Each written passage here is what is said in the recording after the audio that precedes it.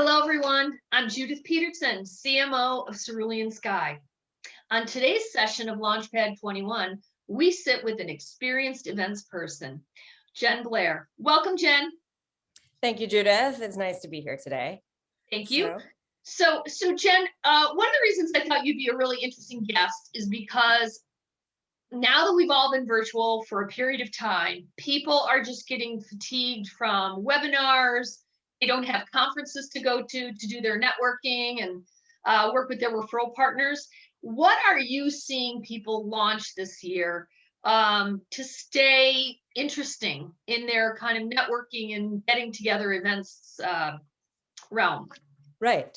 So the big pivot this year, as we know, is the trend towards virtual events, which everybody from your mom to the Queen of England has pivoted to virtual events. So this is not news.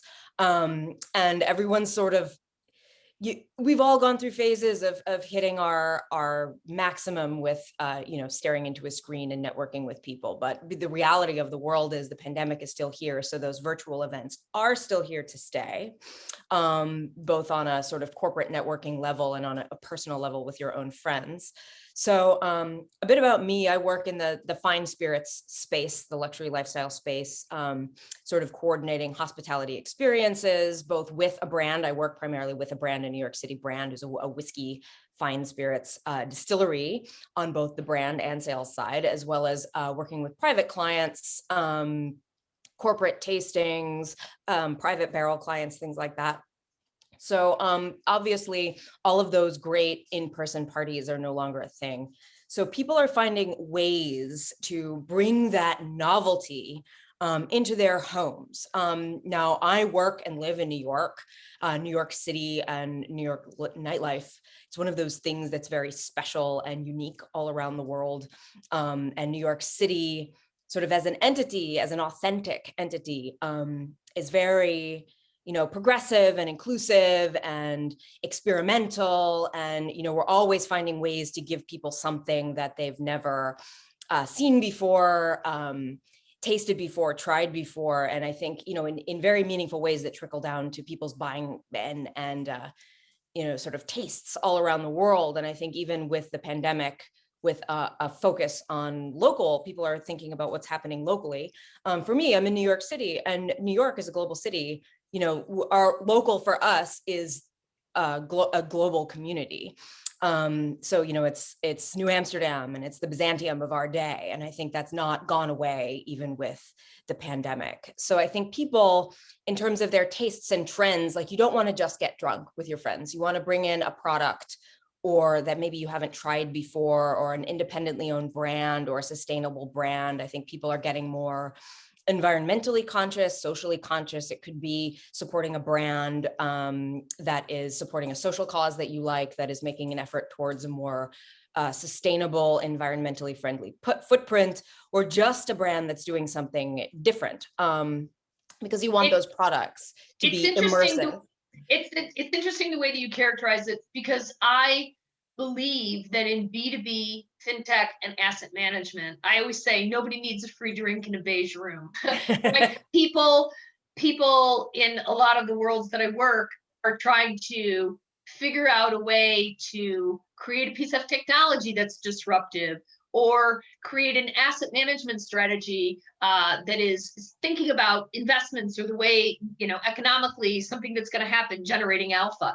And I believe that carries into their personal life. And why I thought you'd be an interesting guest on the show is because people are trying to have someone curate that find for them, that thing that they, because they're naturally curious. So I love when you talk about that hospitality is creating an indelible experience. So talk to me about another. So that's how you generate interest for hopefully people attending the events that you're talking about. What other trends are you seeing kind of in hospitality? You talked about people virtual and at home.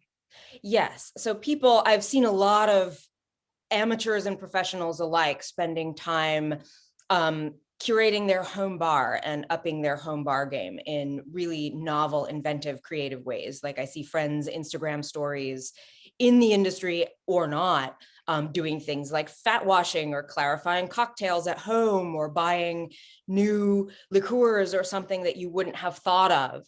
So people, just like the crowd that makes sourdough on the weekends, people are getting really into sort of doing it themselves. And it's one of those things where previously, if you wanted to network with your friends and colleagues, you would have gone to that restaurant especially in New York, where we have, in an ideal world, we have or had a wealth of them, and you're sort of participating in someone else's creativity, and you're paying that restaurant to bring, their own artistic viewpoint to the table and give you an experience. You're having to find novel ways to do those things with friends. So we've done things, I've curated events for clients like private barrel tastings or rare whiskey tastings. I work with a number of clubs, private clubs and collectors clubs around the city. So, there's more of a reason to tune in if it's something you've never tried before and you'll never get to try it again. That actually brings me to another question, which because you're exposed to this all the time, and we'll kind of close with this for people. I would like to know something that you had recently that really excited you, a cocktail or something. We'll close, and for everyone that's listening, we will certainly share the recipe. But what is something that really lit you up recently? Not literally, but got you excited. Well, I work with a group. It's a new group that sort of emerged during the pandemic called Inspired Spirits Consulting. And it's founded by a friend of mine who's worked with very sort of posh, high-end restaurants and bar programs around the city, sort of designed to attract high net worth consumers. So we're curating a series of cocktail tastings at home where he sends you a beautiful kit with everything you need, and then you tune in for a class and you learn how to make the drinks.